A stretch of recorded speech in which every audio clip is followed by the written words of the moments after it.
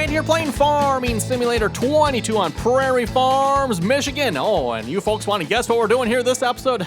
Come on now, you folks should have figured it out by now. I mean, we're mowing our grass field here, of course. Yes, we're actually mowing it here this time. Since the last episode, finished up all the work here. Fertilizing the grass field, getting all the bales baled and picked up and all that good stuff. Finished up planting on fields 7 and 8. Those fields should be all taken care of, I do believe. I think I got them both rolled and sprayed. Check our information here. Yep, doesn't say it needs to be rolled. Which, this is what I always found strange, Evan. Like, the mulch shows up as being mulched. The rolling goes away once it has been rolled. Anyway, so yep, that should be all taken care of. Probably go check our percentage. Oh, 87. So yeah, we're down a little bit. That's the weed control. Yep. So we'll probably go take our sprayer over here.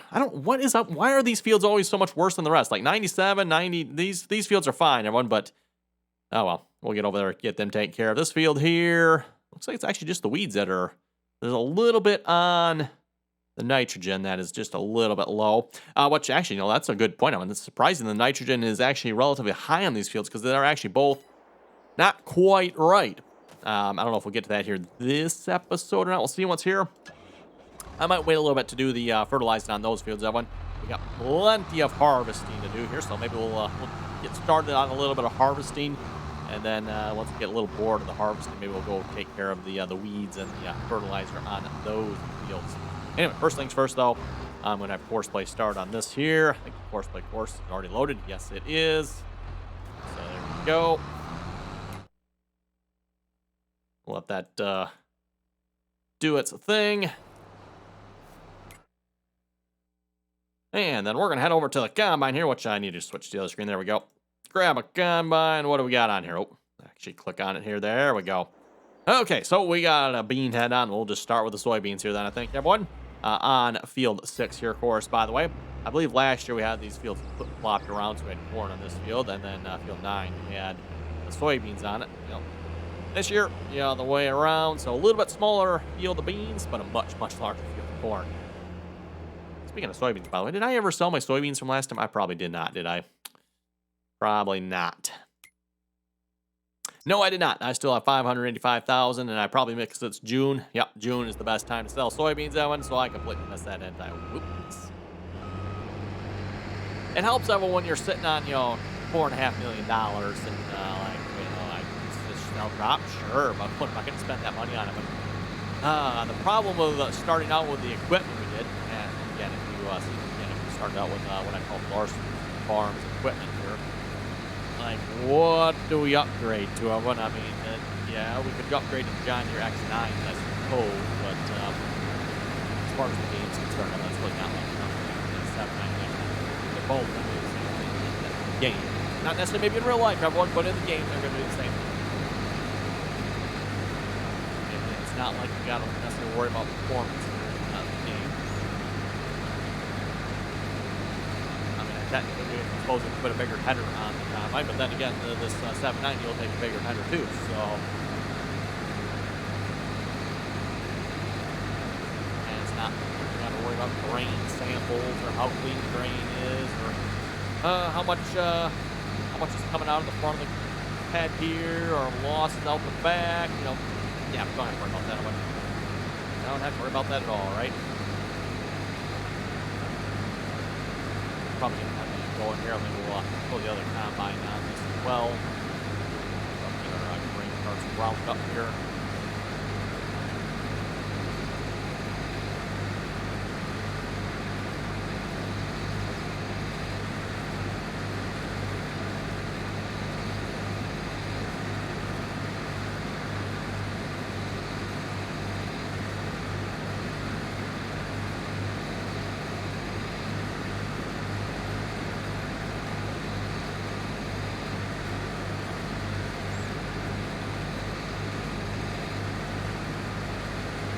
Where the other combine is sitting at here. Now that I'm going to go find that combine here eventually. Typically, having the soybean harvest is usually the easier harvest here in the game, of course, too, by the way. A little bit lower yielding crop. So, you go much further with the combine before it builds up. And this combine, I believe, actually has a larger tank on it as well. Out of the combines. I don't remember when it comes to Larson's Farms, which one of their combines is actually marker. I think, if I remember correctly, I think when I configured these combines, I tried to get them as close to what Larson's Farms has as possible as far as like tank size. And, so this one, for example, has wheels. That one, the other combine, of course, has the tracks. This one has a hopper extension. The other one has a fold-up hop, I think, on it. Yeah, this one has the folder one. Yeah, there's the other combine. Okay. You know what? Let's, we're gonna get this combine going here as well. Oh, there's just random trailer sitting there. Oh, okay, yeah, I know the truck is on the port tank. That's where it's at. We're just gonna start this combine over here if I can anyway. I don't know if you'll might next. Maybe I should do the first pass myself. We'll see what's coming. If I keep it nice and tight, here's the hired worker gonna work for me. We'll find out. And while that's going, let's go grab a tractor here. Probably not one of the 8RTs. We're gonna want, yes, the 9RX for this job, everyone. Now 2,000 plus bushel grain carts. We need big tractors for that.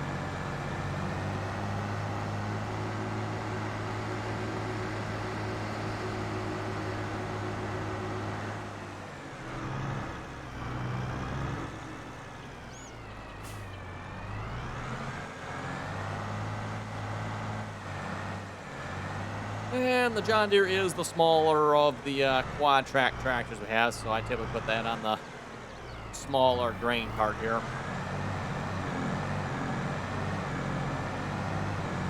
Which I believe is what Larson's Farms does well with their smaller grain cart. Put that one on the John Deere, and then they put the big grain cart on one of the red thing tractors. Yeah, I guess the tractor's right up. Okay, let's see what's here. Field 6, I think that's what we're on. Well, hey, perfect. Just, there we go. That was easy. Didn't even have to do anything else. He was already on field 6. Settings already set. We'll probably have to change the combine settings, I bet. And then I need a truck. Where's all my trucks at? Oh, there's one. Oh, you are full of, what is that? That's dry corn. Okay. Don't suppose I can dump that back into the silo, can I? Probably not, I bet.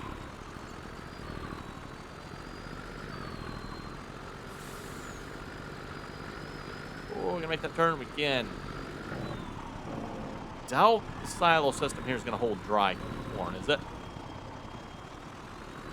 No, not looking like it. Okay, well, we'll just, do I have a path out of here?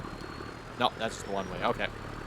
Well, in that case, let's see with the dried corn. Where were you going to here for the dried corn? That is the Prairie Farms. Oh, I think that's the one down here, right? Prairie Farms Market. Yeah, yep. Okay.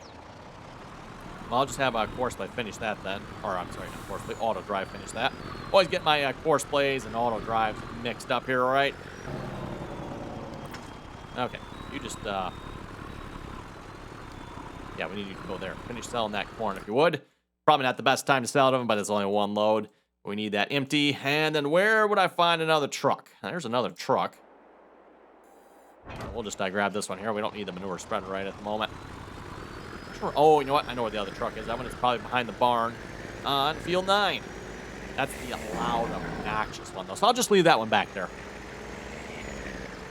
I do like that truck. I mean, you know, if I had to pick a truck, I mean, that's probably the better looking truck, maybe. But it's loud and obnoxious. I mean, very loud and very obnoxious.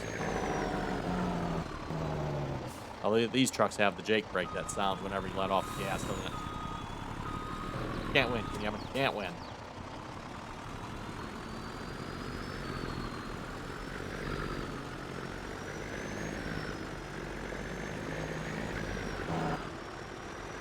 Okay, let's see what's here. Field 7 truck. No, we're going to switch that around. So we want field 6 truck. Yeah, farm silo, that's fine. The rest of it actually should be good.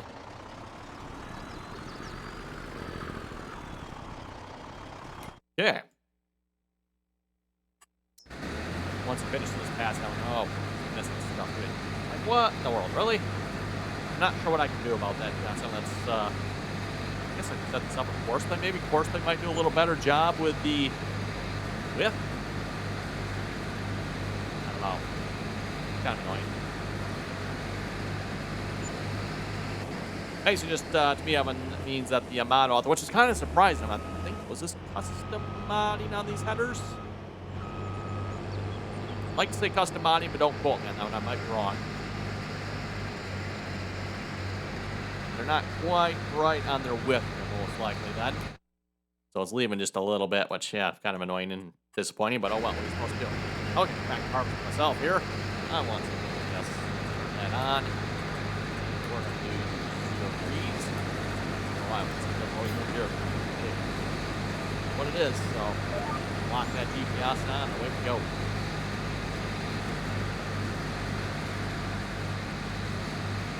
Running the air reel here on these combines, which again is an advantage in real life. I don't know if it gives us any advantage in the game. It would be kind of cool. I don't know if it's actually possible, but it would be cool. Like put the air reel on and it gives you like a 5% boost or something on the field. Just the air reel is supposed to go. And the idea with soybeans is soybeans are relatively close to the ground. They're a bit of a stringy crop too, right? So as you're harvesting, there's the potential for the soybeans to fall out of the head as it's harvested. Your air reel helps blow it back up and keep it in the head. Of course, with that, you got to be careful you don't crank that air up too much either. Start blowing them out of the back of the head as opposed to letting it roll out of the front. There's a little bit of a fine line there, one. I think that's probably one part of this game, Evan, that's very, very oversimplified of one. Like the actual harvesting process here in the game, that one is very simple. Like you attach the head, start the combine, start harvesting. There's nothing else you really got to do. In real life, everyone, you got to make sure your combine has all the right settings for whatever crop you're harvesting. You know, corn versus soybeans, there's all different settings. So usually once you start harvesting them, you're gonna have like some initial settings you're gonna set it to. Once you start harvesting, then you're gonna be like playing with those settings, adjusting and fine tuning, and more likely not just once. You're going to be like, as you're going through the field, like, oh boy, you're going to be playing with those settings, right? Trying to get them dialed in, and of course, like John Deere S790, you're up with the X9 as well. Probably all the newer combines nowadays, they will, to some extent, self-adjust their own settings as well, right? Of course, that doesn't necessarily mean you just don't do anything, though. You still typically have to adjust the settings a little bit. Even right down over to like the settings on the what's coming out of the back of the combine here. Running a 45-foot head. Tip, Evan, you want the spread pattern coming out of the back of your combine to be about the width of your head, so you might have to adjust that as well. Going in front of the combine here on the header, you've got all the tilt. Of course, the air wheel, you got how much air. Most of these air systems too are adjustable as far as height and angle, pitch of it going in. The reel itself, like how much, how low or how close to the header do you want it? How far out from the header? The speed of your belt. Yeah, there's so many settings on the combine. Head movement, if you ask me, but there's a lot of stuff you can adjust with that. And obviously that's what you want to do. Get the best field. And of course that is dependent too on the type of conditions you're harvesting in. If there's a really good crop versus a crop that's not so good, or a crop that's maybe a little bit drier versus a little bit wetter. You're going uphill versus downhill. All that stuff makes a difference, right, everyone? I'm sure for those of you that are actually farmers and run the combine, you probably know what I'm talking about there, but of the game definitely very much oversimplifies the process of harvesting. Not that I'm complaining about that, by the way. This does remind me of it. Who remembers, I don't know if it ever made it to like Farming Simulator 19 or 22 here, but back in some of the previous versions of the game, we actually did have some combines. I don't remember if it was a mod that added it or if it was specific to the combine. But there were some combines that actually let us play with the settings a little bit more. Like you can open and close the concave, adjust the air settings, all that good stuff, right? Play around with the settings a little bit. Don't remember how much of a difference it really made as far as the field went, but there was definitely settings you could play with.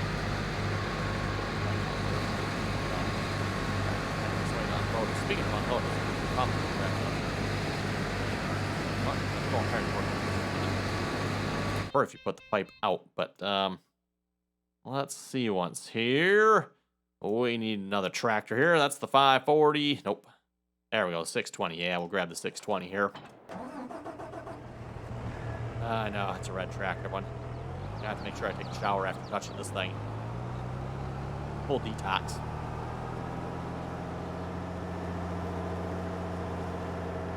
Come on, we gotta pick on the red tractors, right? Anyway, we'll see if we've got some comments here to read in a minute. Jared was saying, very helpful. Appreciate your video on how to restore a save game. Hey, thank you very much for that. You know what? I went past the building when you actually need to be in this one right here. Backing up. I think we just talked about the whole save game feature of it, so I won't bother mentioning that too much here again. But for those who don't know, Farming Simulator does automatically back up your save games. If you're not sure how to use that feature, I do have a video on it. I've had to use the feature a few times myself, so and I'm going to guess probably most people that play with mods will probably have had to use this feature if you're not already familiar with it. I've said this before, when it comes to playing with mods here in Farming Simulator, it's not a matter of if your game is going to crash, everyone, but it's a matter of when your game is going to crash, unfortunately. So, yeah. Anyway, Field 6 Tractor, which one is... I think that's the weight, right? And then Field 6 Tractor, I believe that's the one. Yep. Okay. Turn you on. Let's head back to our combine, which looks like we're probably about full here. Oh, we're about to have a meeting here. Well, okay, never mind. We filled up this thing got back here. Where's that grain cart at here? Guessing. Did he unload this combine? Yeah, must have unloaded this combine. It's only 45%. I'm assuming he would be fuller than that anyway. Fun way to find out. Yep, got a load of soybeans on that combine. Now, if we just get a grain cart headed this way... That one is not moving. Oh, you know what? Oh, that's my problem. I need to set this. There we go. Oh, we're good. My bad. I forgot to set that. There we go. Now the John Deere's moving. Okay, well, back to the comments here again. Christopher was saying, good video. Keep it up. Hey, thank you very much for that.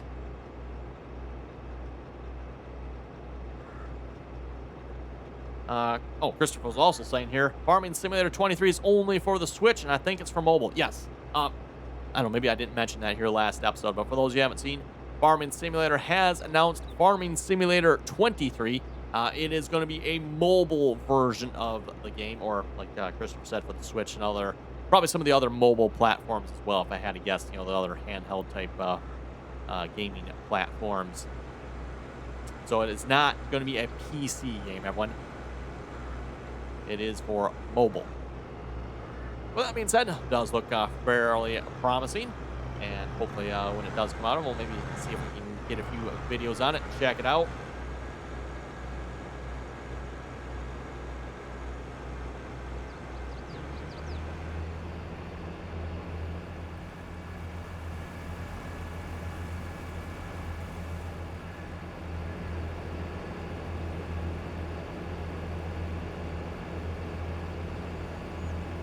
Channy was saying, I've noticed that Courseplay is doing the same angled crap as well lately. Won't even let me change the degree of up and down rows either. I'm playing on the upper Mississippi River Valley, and that is happening all over there as well. Yeah, I noticed that. For those who didn't see it here, the last couple of Courseplay courses I've made here for some of the various fields, I mean, we're like on rectangular straight fields. I mean, like they're perpendicular, right, to the map. And Courseplay is still doing angles on them for some reason. I don't know why. It doesn't make any sense to me. It seems like Courseplay should just go straight up and down. But it works. It works. So I'm not adjusting the settings. That's the way it is. I don't think I should let it go the higher level. I just got fast there. Just pointing that to it. Going back this way. I mean. But yes, I could switch it around over and over, but yes, the line on the other side. So. Oh, just clear my hand here by a bunch of European farmers.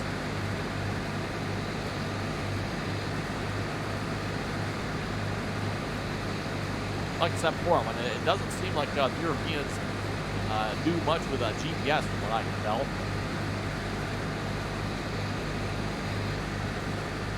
Not sure why that is, but I think just, I was going to say small scale, and I know some of the European farmers are probably a little bit smaller scale, but it's not like all of them are small though either. Some of them are definitely running some large equipment.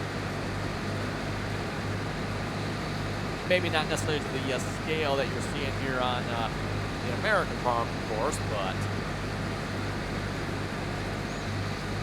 me, I work for grain. Oh, come on now, operators.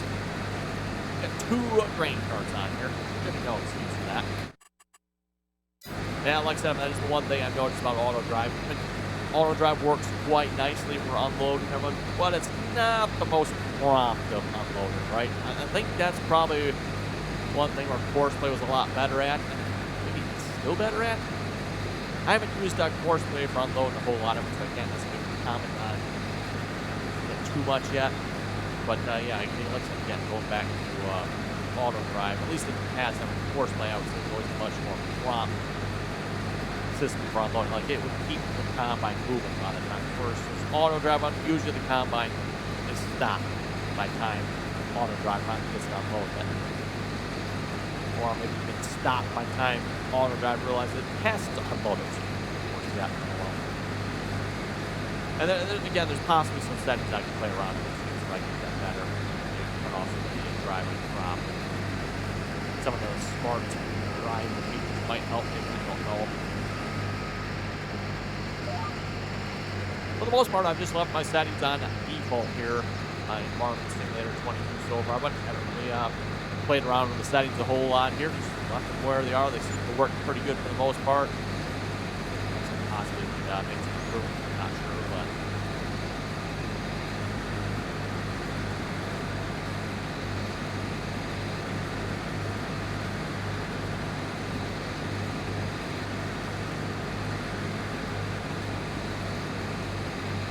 just a reminder here, by the way, and of course, if you haven't already subscribed to the channel, make sure you click that subscribe button. Always very much appreciated. And of course, if you'd like to catch more RDAllen content, you can follow myself over on Twitch there as well. Again, RDAllen on Twitch. Haven't live streamed at all here the last few days. Last week we were all powered internet for a couple of days, and then this week we got some stuff going on in the evenings here, so not sure exactly what days I'm going to be live streaming here yet, but just make sure you're following and or subscribed over on Twitch. That way you get notified when and if we do go live. And of course, if you'd like to follow me on the rest of my social media channels as well, you can find that information down below as well. And speaking of Twitch, by the way, a lot of times we're playing multiplayer on there, so if you'd like to join myself on some multiplayer, you're welcome to do so. And information again is down below in the description there. Join us in on the RDAllen Teampseak server. Again, that's the RDAllen Teampseak server. Down below, by the way. And for those of you maybe not as familiar with Teampseak, Teampseak is an app you need to install. This works as well, but you can install it. Once you have it installed, you can put the link for our Teampseak server into Teampseak. So Teampseak isn't quite as nice in the sense of that it just has like a clickable link that just takes right in, and of course it doesn't quite work that way. It would be nice if it did, but maybe in the future they will, but so far they do not.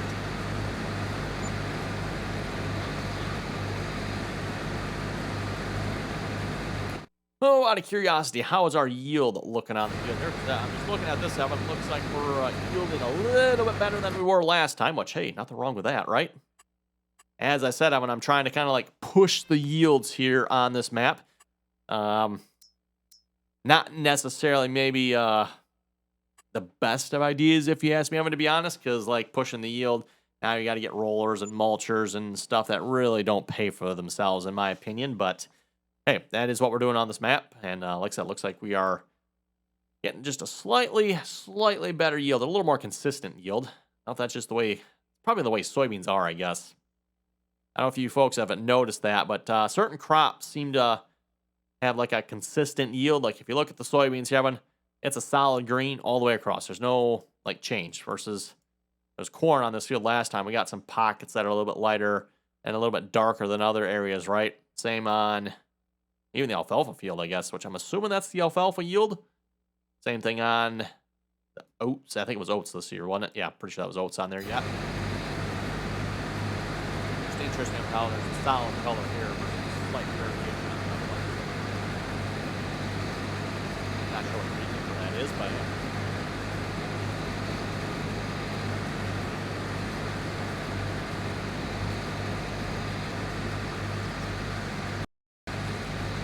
oh, and how's our mowing tractor doing here, by the way? Quick scroll over there a minute, check and see. Don't see him. That's interesting. Oh, there he is. Okay. Huh. Weird. I guess he just doesn't show up, does he? Okay. I guess if he's hired, you can't see that piece of equipment. Very interesting. Still a little bit annoying to him that you got like multiple screens here you can click on. Like, is really.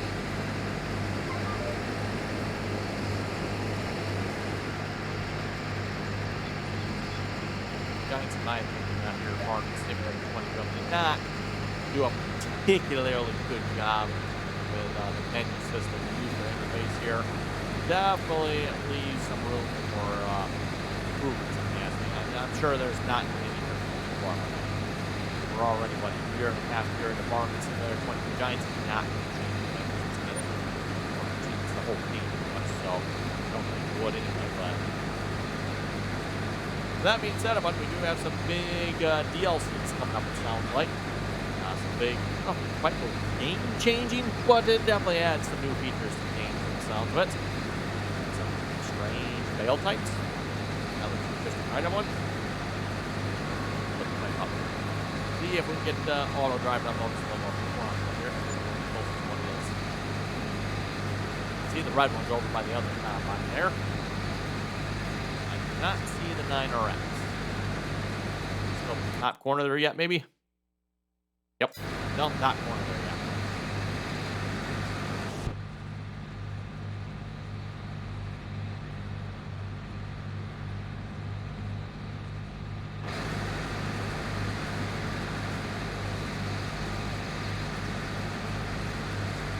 Oh, look at how lovely those rows of soybeans are going that way. Yeah, that doesn't happen in real life. You don't get nice rows that way. Well, like if you'll find it that way, maybe you will, but you don't get nice rows in both of them. Let's put it that way. Seeders haven't quite gotten that precise yet. Now.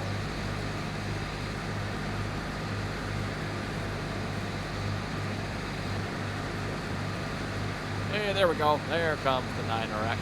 Oh, he's actually driving through the crop, too, yet. Stop.